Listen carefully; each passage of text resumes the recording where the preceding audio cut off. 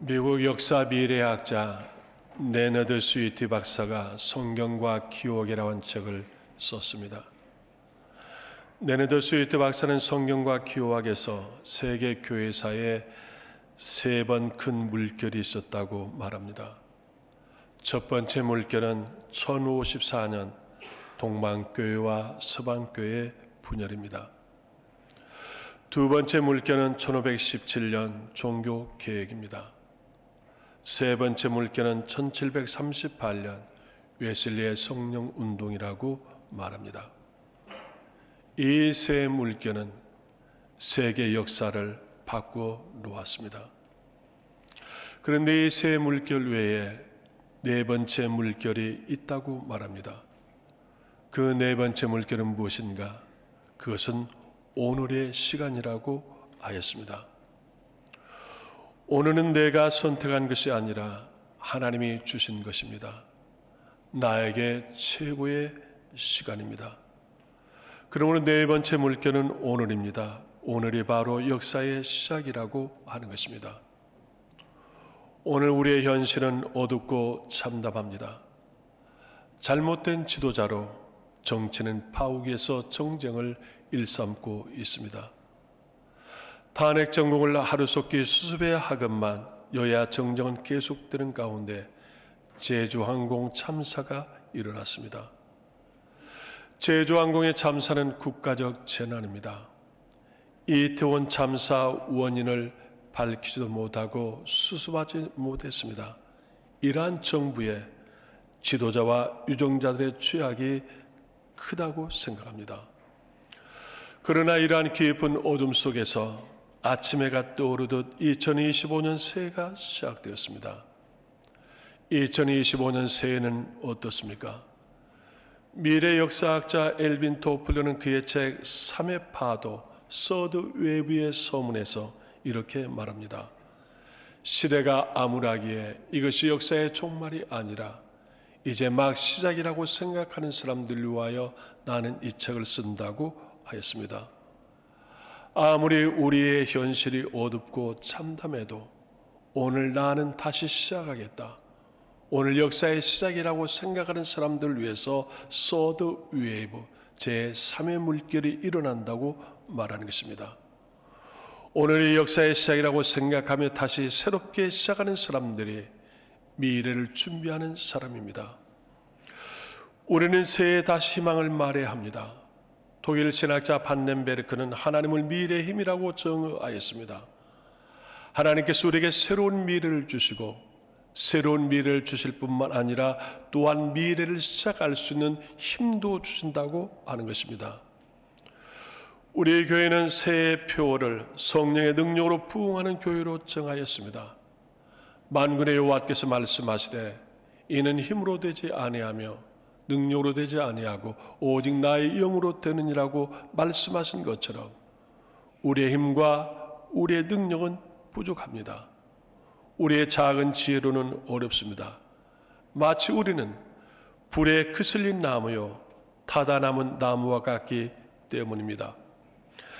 세계 역사 세 번째 물결을 일으켰던 웨슬리는 위대한 설교가요, 그는 부흥사요 성령의 사람이었습니다.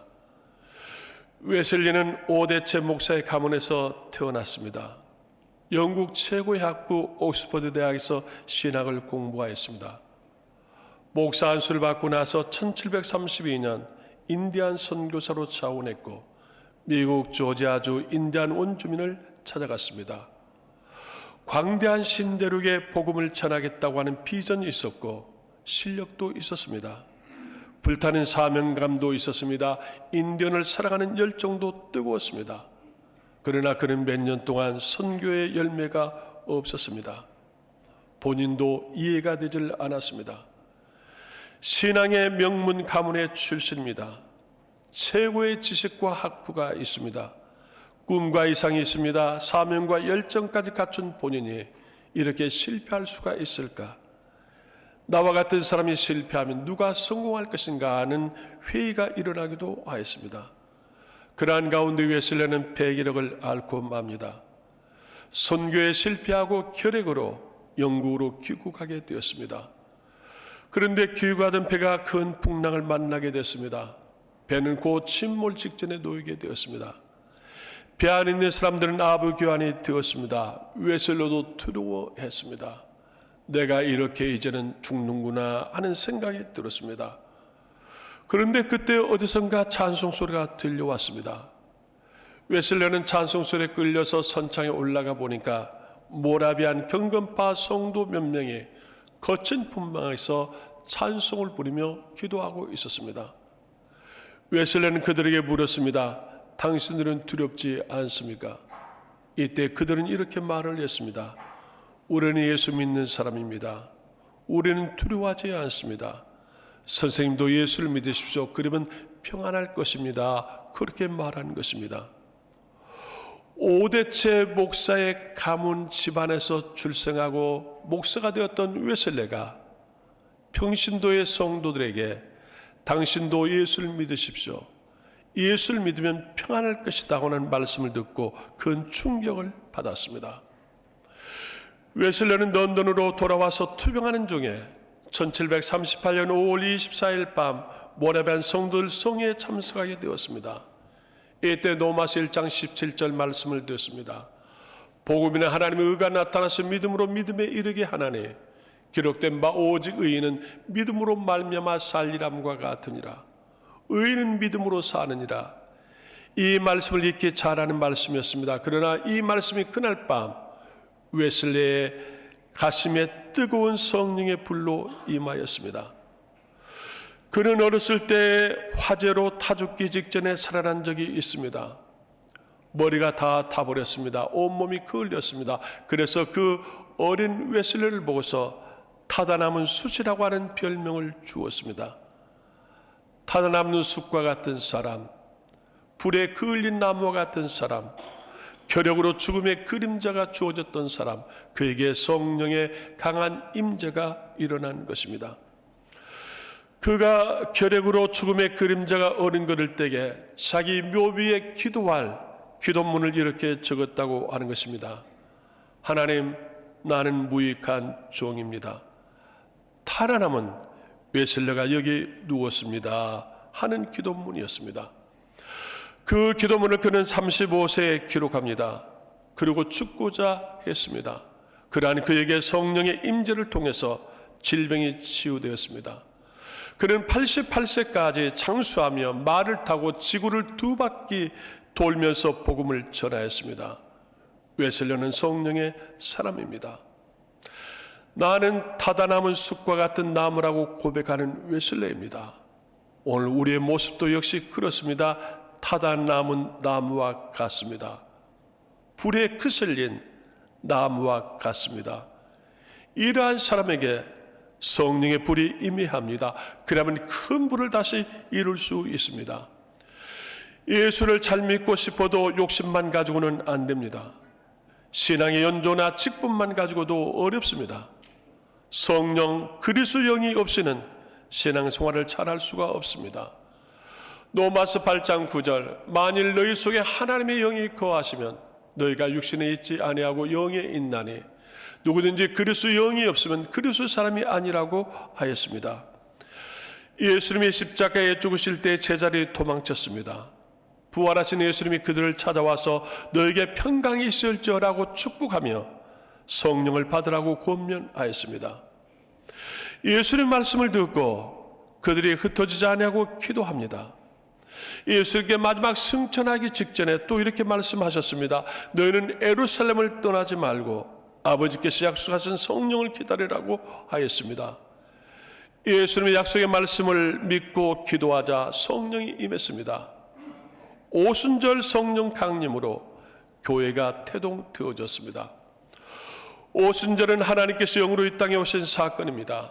사도행전 2장 2절 홀련히 하늘로부터 급하고 강한 바람 같은 소리가 있어 그들이 앉은 온 집에 가득하며 마치 불의 혀처럼 갈라지는 것들이 그들에게 보여 각 사람 위에 하나씩 임하여 있더니 그들이 다 성령의 충만함을 받았다고 하였습니다. 여기에 중요한 세 단어가 있습니다.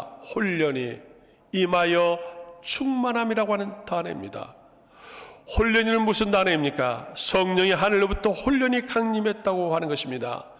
임하여는 무슨 말입니까? 하나님의 성령이 하늘로부터 임하였다고 하는 것입니다. 충만함은 부족함이 없이 채우셨다고 하는 것입니다. 사랑하는 여러분, 타다남은 숲과 같은 나무요 불에 그슬린 나무 같은 사람에게 성령이 임해야 합니다. 우리에게 성령이 임하여서 성령의 사람이 되어야 합니다. 하나님은 성령으로 일하시기 때문입니다. 그러면 성령은 우리 가운데 어떻게 일하시는 것입니까? 로마서 8장 26절, 이와 같이 성령도 우리의 연약함을 도우시나니 우리는 마땅히 기도할 바를 알지 못하나 오직 성령이 말할 수 없는 탄식으로 우리를 위하여 친히 간구하시느니라고 하였습니다. 성령은 우리의 연약함을 도우신다고 말하고 있습니다. 하나님은 우리의 체질을 아십니다. 우리가 얼마나 연약한 존재인지를 아십니다. 그래서 성령은 우리의 연약함을 도우신다고 하는 것입니다. 여기에 연약함의 헬라어 단어가 복수입니다. 즉 사람의 연약함이 한두 가지가 아니라고 하는 것입니다. 하나님은 우리의 연약함을 나무라지 않습니다. 바울이 약함을 가지고 하나님 앞에 3번 기도했더니 하나님께서 말씀하시기를 너의 약함이 도리어 너의 능력이라, 너의 약함이 너를 온전하게 한다고 하였습니다. 바울은 약함으로 능력의 사도가 되어졌습니다. 오늘 우리의 약함이 있습니다. 우리의 부족함이 있습니다. 바울처럼 하나님을 의지하고 하나님께 기도하고 하나님의 은혜를 체험할 수 있는 과정으로 주신 일들입니다. 성령은 나의 연약함을 도와주십니다. 여기에 우리 연약함을 도우시나니 이 단어는 세 단어가 합성된 것입니다. 순, 안티, 남바, 노마이라고 하는 단어입니다. 여기에 순이라고 하는 단어는 내 곁에 계셔서, 안티라고 하는 것은 내가 할 수 없는 일들을, 남바, 노마이라고 하는 것은 번쩍 들어 옮겼다 하는 말입니다. 성령은 내 곁에 계셔서 내가 할 수 없는, 내가 들 수 없는 무거운 짐을 대신 들어서 옮겨주신다. 이게 바로 성령이 도우시나니 하는 단어입니다. 여기에 도우시나니 말씀은 현재 진행형입니다. 도왔다 과거형이 아닙니다. 앞으로 돕겠다 미래형도 아닙니다. 도우시나니 현재 진행형으로 사용되어졌습니다. 성령은 지난날 우리를 도와주셨습니다. 앞으로도 도와주실 것입니다. 그러나 더 중요한 것은 지금 이 시간 내 곁에 계셔서 내가 감당할 수 없는 일들을, 무거운 짐들을 다 도맡아 주신다고 하는 것입니다. 그 성령은 또한 우리의 기도를 돕습니다. 신앙의 실패는 기도를 쉬는 것입니다. 그런데 성령이 오시면 기도하게 하는 것입니다. 빌 바를 알지 못하나 오직 성령이 말할 수 없는 탄식으로 우리를 위하여 친히 간구하신다고 하였습니다. 성령은 우리의 죄와 약함을 가지고 탄식하시기도 합니다. 그러나 성령은 나의 약함을 도와주십니다. 내가 기도하지 못한 것까지 기도하게 하시는 것이 성령의 능력입니다. 최초의 유럽 선교가 마게도냐 사람 기도이었습니다. 바울이 2차 전도행 때에 드로아에서 비두냐로 가고자 했지만 성령이 그 길을 막았습니다. 밤의 환상 가운데서 마게도냐 사람 하나가 바울에게 손짓을 하면서 우리에게 오십시오, 우리에게 와서 우리를 도와달라고 요청을 했습니다. 그 환상으로 바울은 비두냐 아시아로 가고자 하는 것을 마게도냐로 바꾸었습니다. 유럽으로 가는 것입니다. 마게도냐 첫성 빌립보에 가서 복음을 전하고 빌립보 교회가 세워진 것입니다. 최초 유럽 선교가 무명의 그리스도의 기도로 시작된 것입니다. 여러분의 삶이 곤고하십니까? 여러분의 삶의 무게가 등이 휘어질 것 같습니까? 주님께 맡기십시오. 지치고 힘들 때 내 등 뒤에서 도우시는 하나님을 느껴보십시오. 그리고 주의 음성을 들어보십시오. 그리고 기도하십시오. 우리의 연약함을 도우시는 성령이 나의 기도를 도우시며 역사하실 것입니다. 그러므로 우리에게 중요한 건 오늘 또 성령을 사랑하며 성령을 사모하며 성령 충만을 구해야 합니다. 우리는 성령을 보혜사라고 말합니다. 영어 성경의 헬라어로 파라클레토스입니다. 파라클레토스는 컴포터, 유로자요, 카운셀러, 상담자요, 헬퍼, 돕는 자라고 번역이 되었습니다. 성령은 내 곁에서 나를 위로하시고 싸매어 주십니다. 어둠 속에서 나의 갈 길을 보여주십니다. 내 부족한 것들을 다 도와주시는 성령입니다. 그 성령을 사모하라. 그 성령을 충만하게 구하라. 그러면 성령이 임하는 비결이 있습니다. 죄를 회개하는 것입니다. 사도행전 2장 38절 베드로가 이르되 너희가 회개하여 각각 예수 그리스도 이름으로 세례를 받고 죄 사함을 받으라. 그러면 성령을 선물로 받으리라고 하였습니다. 우리는 회개하며 기도해야 합니다. 내 자신과 가정을 위해서 기도해야 합니다. 교회와 국가를 위해서 기도해야 합니다. 회개하는 것에 여호와의 긍휼이 있습니다. 회개하는 것에 그리스도의 보혈의 죄사함이 있습니다. 회개하는 것에 치유와 문제가 해결되어집니다. 회개하는 것에 장벽이 무너집니다. 회개하는 것에 아름다운 변화가 일어난 것입니다. 오늘 또 우리는 하나님과 사람들 앞에 끄리낌이 되어진 것들을 우리는 회개하며 기도해야 합니다. 우리는 무너진 제단을 다시 수축해야 합니다. 갈멜산에서 바알 선지자와 엘리야가 하나님이 참신임을 대결했습니다. 바알 거짓 선지자들이 아침부터 저녁까지 바알에게 부르짖었지만 바알은 응답하지 못했습니다. 해가 질녘에 엘리야는 12돌로 단을 쌓고 장작나무에 번제단을 올려놓고 송아지에 각을 떠서 올려놓고 물을 부었습니다. 그리고 하나님 앞에 기도했습니다. 하늘에서 불이 내려와서 그 번제물을 태우고 응답해 주었습니다. 거기에 있는 모든 사람들이 다 얼굴을 땅에 엎드려 조아리고 여호와 하나님이 참신이라고 증거하였습니다. 무너진 제단을 다시 쌓을 때에 하나님이 하늘의 불이 임하였습니다. 오늘 우리가 그렇습니다. 무너진 제단을 세워야 합니다. 나에게 무엇이 무너져 있는지 우리는 스스로 점검해 보아야 합니다. 예배 생활이 무너졌습니까? 기도를 쉬고 있습니까? 봉사를 하지 못하고 있습니까? 헌신이 무너졌습니까? 무엇 때문에 무너진 것입니까? 사람들과 부대낌에서 무너졌습니까? 질병으로 무너졌습니까? 안일과 게으름으로 무너졌습니까? 우리는 어떠한 것으로 무너졌든지 무너진 것을 다시 세워야 합니다. 그리고 믿음으로 구해야 합니다. 누가복음 11장 13절 너희가 악할지라도 좋은 걸 자식이 줄 줄 알거든 하면 너희 하늘 아버지께서 구하는 자에게 성령을 주시지 않겠느냐고 하였습니다. 우리는 날마다 믿음으로 구해야 할 것들이 많습니다. 그러나 구해야 할 모든 것 가운데 가장 먼저 구해야 할 것은 성령이라고 하는 것입니다. 우리는 성령을 구해야 합니다. 성령을 받고자 하는 말씀대로 살지 못한 것을, 사명을 감당하지 못한 것을 회개하며 구해야 합니다. 기도가 답입니다. 기도가 능력입니다. 영적 전쟁의 모델이 아멜렉 전쟁입니다. 아멜렉 전쟁의 승패는 모세의 기도에 있었습니다. 모세가 기도하면 이스라엘이 이겼지만 모세가 기도하지 못하면 이스라엘이 졌습니다. 아론과 훌이 그걸 깨닫습니다. 아론과 훌이 모세가 기도할 수 있도록 협력해 주었습니다. 마침내 승리한 것입니다. 하나님께서 이 일을 책에 기록하여서 여호수아와 후손들에게 들려주라고 하였습니다. 우리의 전쟁의 승리는 기도에 있다. 기도해야 이긴다고 하는 것입니다. 그걸 배웠던 여호수아가 훗날 아모리 족속 다섯 왕과 기본 전쟁에 나갑니다.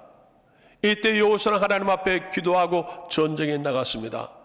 그리고 그 전쟁 가운데서 여호수아는 이렇게 외쳤습니다. 태양아 기본 위에 머무르라.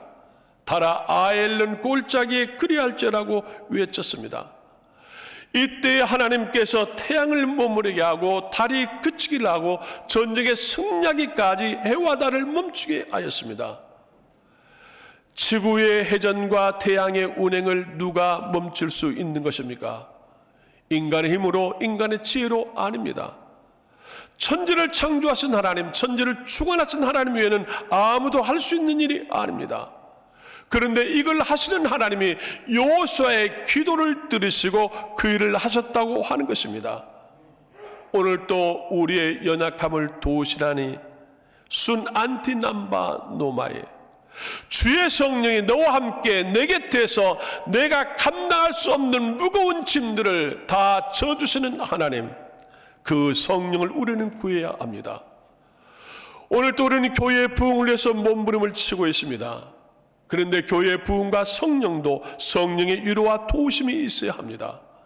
사도행전 9장 31절, 그리하여 온 유대와 갈릴리와 사마리아 교회가 평안하여 든든히 서가고 주를 경외함과 성령의 위로로 진행하여 수가 더 많아지니라고 하였습니다. 교회는 성령으로 세워졌습니다. 성령으로 태동된 것입니다. 이 교회가 성장할 수 있는 것은 오직 성령입니다. 우리는 성령에 충만한 사람들, 성령에 충만한 사람들로 성령의 교회를 만들고 성령으로 부흥하는 교회를 만들어야 합니다.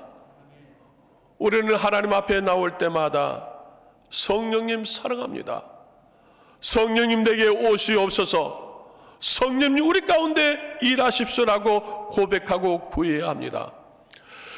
교회의 최대 위기는 성령 없는 종교로 전략하는 것입니다. 그리스도인의 최대 위기는 성령을 소멸해 버리는 것입니다. 여러분은 성령에 충만해서 성령으로 부흥하는 교회를 만들어야 합니다. 우리 교회는 아름다운 성전보다 더 아름다운 성령의 사람들이 모인 교회입니다. 내 하나하나가 성령의 사람이 되어질 때 우리 교회는 성령의 교회가 될 것이며 성령의 능력으로 부흥하는 교회가 될 것입니다. 오늘 예배드리시는 남문 가족 여러분, 이 시대에 필요한 사람은 신앙의 연주가 깊은 사람이 아닙니다. 이 시대에 필요한 사람은 성령의 사람입니다. 성령 충만함으로 성령의 사람이 되시기를 기도해야 합니다. 이 시대에 필요한 교회는 성령의 교회입니다. 여러분들께서 성령에 충만한 그리스도인으로 성령으로 부흥하는 교회를 만드는 여러분의 성령의 사람이 되어지기를 주의 이름으로 축복합니다. 기도하겠습니다. 역사를 주관하신 하나님, 어둠과 참담한 가운데서 2025년 새해를 주심을 감사합니다. 하나님, 이 새해에 하나님을 바라보고 성령의 사람이 되기를 소망합니다. 하나님, 우리가 성령에 충만한 성령의 사람으로 성령의 능력으로 부흥하는 교회를 만들 수 있도록 복을 주시기를 원합니다. 하나님, 우리의 심령에 성령이 충만하고 우리의 삶의 자리에 성령의 역사가 넘쳐나고 우리의 모든 삶에 성령의 위로와 성령의 역사가 충만하도록 복을 내려 주옵소서. 예수님의 이름으로 기도드리오나이다. 아멘.